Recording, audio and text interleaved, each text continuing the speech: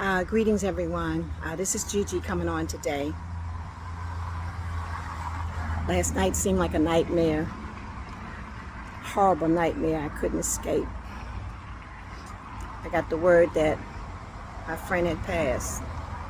My friend who I spoke about on this very channel concerning abuse. She was abused.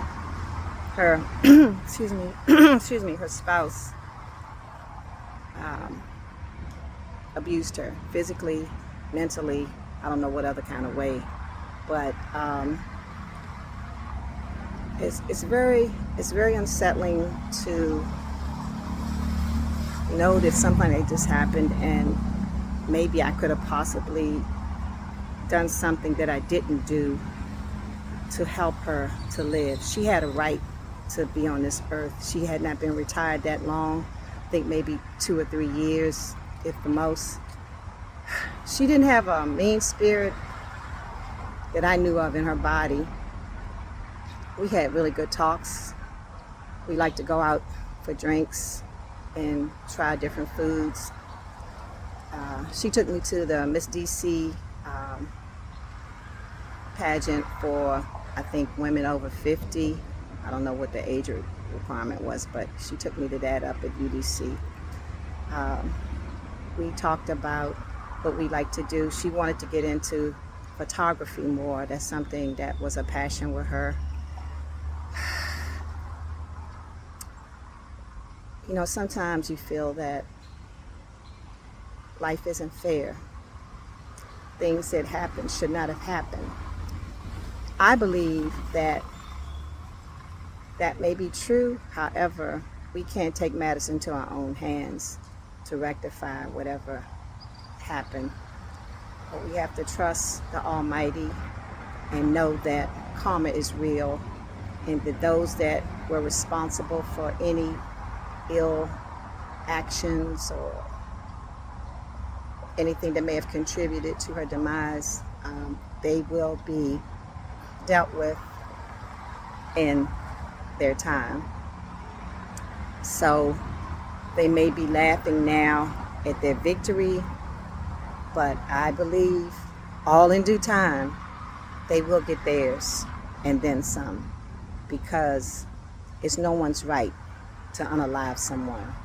It's no one's right to treat someone horribly, shabbily. People do it every day. Doesn't make it right. And I will always say, it doesn't beat, it doesn't hurt.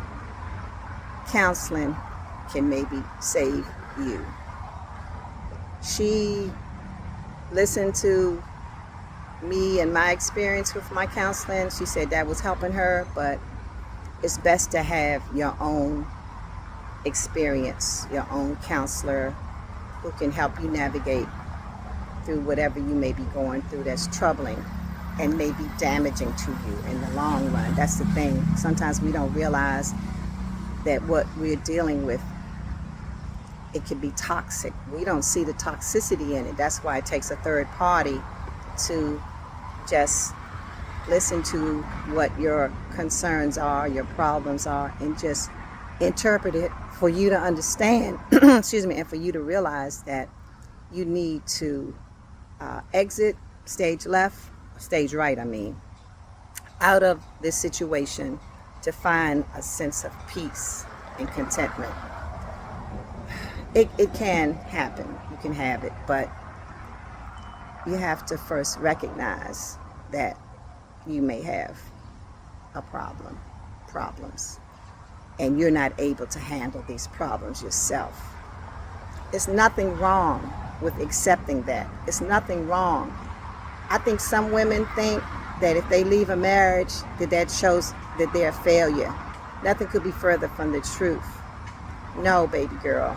If you leave that marriage, if you think there's something wrong with that picture, then you are a survivor. You are understanding that this is not what it should be. This is not what a marriage should be. This should not be this way, okay? It shouldn't be so much pain. What did Karen White say? I'd rather be alone than be lonely, because you can be with someone, but because of the dynamic of the relationship, you feel so all alone. Your partner, you all are supposed to complement each other, be there for each other, a source of support. That's what partnering, that's what I think marriage is about, okay? So don't feel badly that, you can't walk away from this union that you thought was going to be forever. Don't feel that way. No, no, no, no. No. The biggest step you can take is to walk away. And it may not be easy, it may not be pleasant, it may be scary as heck. But in the end, I believe that you will triumph. You will be triumphant, and you will be able to live your life. If God has somebody out there for you, then, once you get your healing and become a better person, you'll be in a much better place to have or find that special one, okay? But until that time, if you're still in that relationship, it's not good. Please don't walk, run away, okay?